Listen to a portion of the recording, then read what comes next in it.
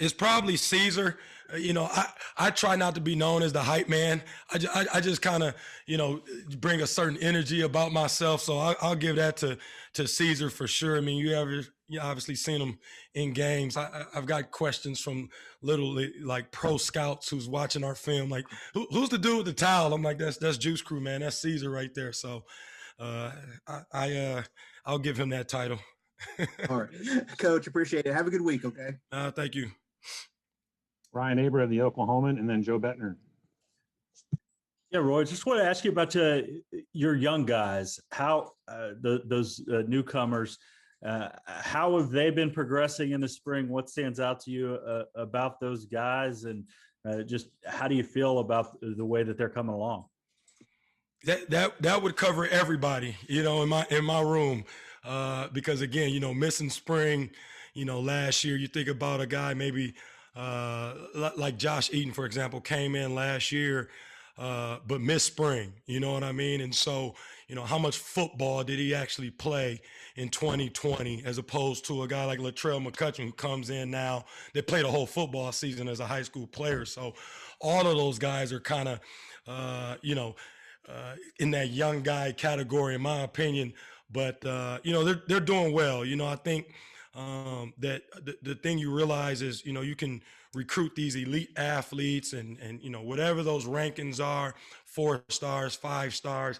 And the reality is they walk in and they all need development. And I don't think that's something specific to Oklahoma. Look around the country, you don't just go from elite high school player to elite college player. There's a progression. So all of those guys are kind of in that same boat of just having to build on the foundation, you know what I mean, that they're for most of them are really starting now in this spring. So the thing, my biggest goal just for that group is just a consistency. If I got one thing that's like in the back of my mind, do we look the same? Do we handle adversity the same way? Do we show a level of physicality the same way? Just not here and there and this guy has a good day. This guy, I want the group to all be pushing and trending, with some momentum as this spring goes, and obviously carry us into the summer and the season. So, appreciate it.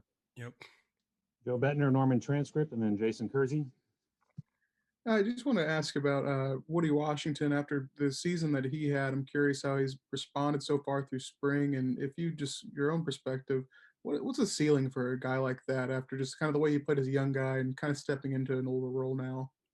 Yeah, and that's the credit to him, moving positions a little bit early in his career and kind of, seemingly found a home, it feels like, at corner last year and really did some good things. And again, he's been kind of nicked up, so hasn't practiced a ton this spring, which again, all those guys, you look at them a little bit, okay, he's been around a little bit, but he's still in that category. He needs those reps just like everybody else. But, the good thing for Woody, he's a very mature guy on the field, off the field. He's one of those guys that wants to be coached hard, like literally, coach me hard, coach, don't hold back anything. Like, I need it. When you got guys that kind of approach their careers that way and understand it, coach is there to motivate, to inspire, to enhance it.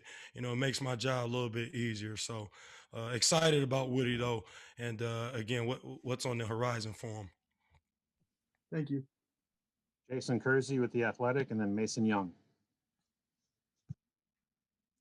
Sorry, Roy, I wanted to ask you about Damon Harmon being a guy who isn't with you right now, but is playing a season this spring. How strange is that to have one of your guys that will be here this summer playing a season? How much are you able to keep track of that? Do you think that will help him in any way? Yeah, I hope it does. Obviously he plays at a really good high school program, so they're used to playing a little longer. But I mean, right now it's April, and they're still, I think they're going to be in the semis next week.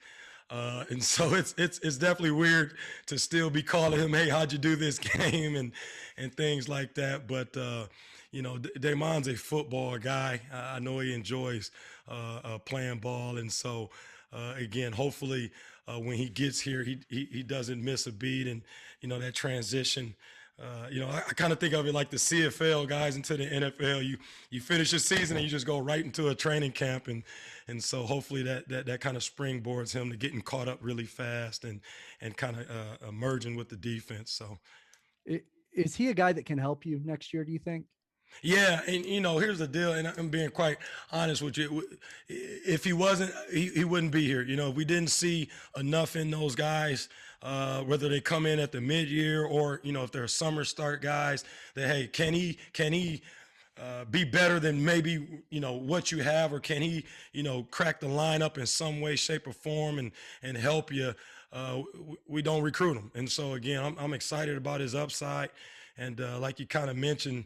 Most of the class is here, so we're just kind of itching to finally get him here and see what he's working with and see where can he fit in best to help this football team. Thanks so much, Roy. Yep, thank you. Mason Young with OU Daily, and then John Hoover. Yeah, Roy, I wanted to ask you about Justin Harrington. Alex had mentioned that he was doing some work at corner for you guys. Just your impressions of how he's handling coming back from that injury and what he's looked like so far this spring. Yeah, Justin, obviously just really talented dude and kind of gifted and blessed with, obviously size and speed and some of those things. This is, again, a little new for him too. You know what I mean? Obviously missing last year. Not a freshman, has experience playing, but again, doesn't have the experience of, getting coached here and, you know what I mean? Just dealing with the ins and outs of practice every day. And that's what he's getting right now. So he's figuring it out, you know what I mean? And working through it. Obviously there's always a process for anybody that has a long-term injury or a season-ending injury, that they have to, build that confidence back up just in their movements, just in their ability to do what they did before, or even better, and so that's what this spring ball for him is. It's a little bit of me as the coach and having experience of knowing, his position, his maturation is going to be a little more unique than a guy that isn't coming off a surgery like he had, and thankfully, obviously he has no setbacks. He moved around great this off season and is moving around what I probably would expect, through 7, 8, 9 practices now. And I know that he's just going to continue to do this as the summer goes on, continues to condition and train, and and really should be hitting the ground running at his best by the time we get to training camp. So he's done a good job though, just again, taking it in and playing corner and doing what we're asking of him. So Thank you. yes, sir. Hey, John Hoover, SI Sooners, and then James Hale. Hey, Roy, I want to ask you about DJ Graham. It seemed like there were times last year that he might have looked like the most gifted cornerback on the team. It was a handful of times because he was so young. His progression last year, was it slow? Was it sudden? Because there were times where he just jumped up literally out of nowhere. Or was it pretty normal for you? And what have you seen since last season, this spring? Yeah, I mean, nothing about last year was normal. Those guys, again, I can't even imagine being a incoming freshman and you're going through a pandemic and, not having a spring ball. He was an early guy, but, I think we got one practice in before we shut down.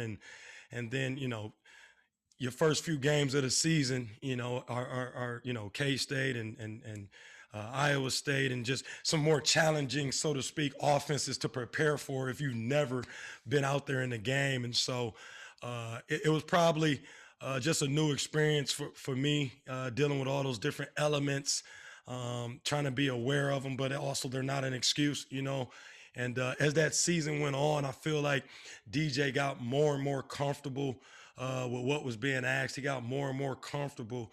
Again, these guys were coming out of high school and all of a sudden you're thrust into a football game. And so he did mature as the season went on. He did get a lot better as the season went on, and yet he's miles away still, right? Because again, that experience of playing is just invaluable. And so, this spring, and obviously we know DJ's a talented guy. This spring is huge for him. It's huge because he missed a spring. He missed some of those moments. And I think not just him, but all those freshman guys, they couldn't understand what the urgency level of a football season means. And so I think they all, had to come on. Like, this isn't high school anymore. And so a credit to them for battling through it. But we have high expectations because, again, I think he played almost 200 snaps last year on defense. So high expectations. And again, still have to just continue to go up in his development and his maturity as much as anything. So, Roy, thank you. no, thank you. To James Hale, the KREF, and then Kerry Murdoch. Roy, great to see you, man. Keep putting out the videos. Those things are fun, and on Twitter. So keep rocking and rolling, man. Yes, sir. Roy, it's obvious, or it's not obvious, but it looks like you're trying to recruit a taller, lankier athlete to play at the cornerback spot. Harrington's one of those guys you talked about earlier, but Ellison's tall. You got some taller guys coming in. Latrell 6'1". How does that look out there right now as you see the guys? You still have Jaden, who's 5'10", and Woody and DJ, or maybe they're 6 foot, maybe, but you're beginning to get some taller guys. How does that look? And when you look at Harrington, do you feel like that he's always going to be a corner? Could he be a nickel someday? Or do you feel like his future is really at corner? Yeah, well, the first part of it, obviously, again, this is Oklahoma, and so you should be able to go out and not have to compromise in recruiting. You know what I mean?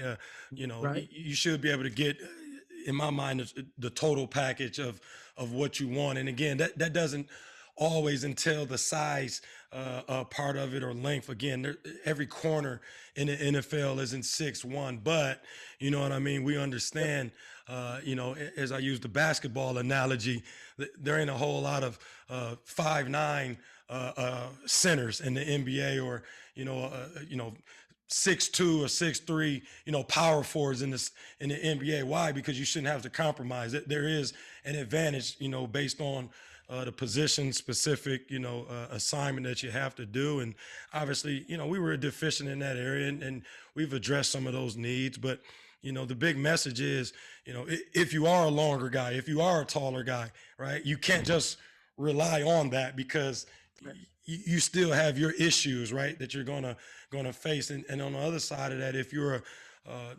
what you would consider a smaller corner or DB, whatever it is, you still have your pluses and minuses to being that. The great, obviously, common denominator is, no matter what, you have to play with great effort. No matter what, you have to play with great technique. You know what I mean? No matter what, you know what I mean? You got to be willing to battle in there and trust what you're being coached, and become the best version of whatever you are, and I think that's the biggest message, because the expectation isn't, well, you're a 5'9" guy, here's the set of plays that you should or shouldn't make. No. You're playing corner, University of Oklahoma. Here's the expectation. Same Right. thing for, the longer guys, or so to speak. So, and the thing we do, we watch those corners around the country. I try to, show these guys, different guys in the NFL, and show them different examples that, you know what I mean? Don't tell yourself, box yourself in. The expectation is always for the position and getting the job done. And so, and then with Justin, we do believe that he can play corner. Otherwise, we wouldn't, waste time there, putting him there if we didn't believe in his skill set being transferable. And obviously, again, I always say that's the mark of great coaching. Like I'm a great coach when my players are doing the thing that they're the best at. You know what I mean? And so that's what this spring is for. And we obviously try to recruit where we can move guys as well, where guys aren't pegged into, he's just a corner. No, he has speed and maybe length or whatever it is that you can play safety, or you can play nickel or corner in our system. And so that as much as is part of the recruiting kind of philosophy, as much as anything, not just looking the part, but, I can move around, all right, and not have any deficiencies from corner to nickel to safety. So that's probably what's most important in that. Roy, thank you. Appreciate it. No, I Man. appreciate it. Sorry, I have time for just one more question for Coach Manning. Kerry Murdoch. Hey, Roy, good to see you. I'm curious, with Latrell being a guy that was, kind of had fame at a young age on the Friday Night Tyke show, is there anything about his personality that, you feel like maybe he took from that, being a guy that's kind of been known most of his life as an athlete? Yeah, I mean, Latrell's a dude. You know, that's the cool thing about, you know, as you recruit a kid, you obviously have a really close relationship with him, and you get to figure out like, all right, we're good on the football part. Like who are you as a person? Like how are you wired? And you know, I mean, that's one of the things that just stands out to me about Latrell is just he's really wired the right way in terms of mature. You know what I mean? Not an immature kid at all. Not one of those guys you gotta worried about what they're doing in their downtime and things like that. I mean, he's very very dialed in to the main thing. You know, if it's books, it's books. If it's ball, it's ball. But, and those are some of the things I think do definitely translate onto the football field. Now, again, like anyone, every one of them need development. But man, it's sure a lot easier to kind of work through clutter in a guy's life. There's not so much distractions and immaturity, so to speak, and so that is one of the things I think greatly benefits him as he got here early and working himself right into the rotation there. So.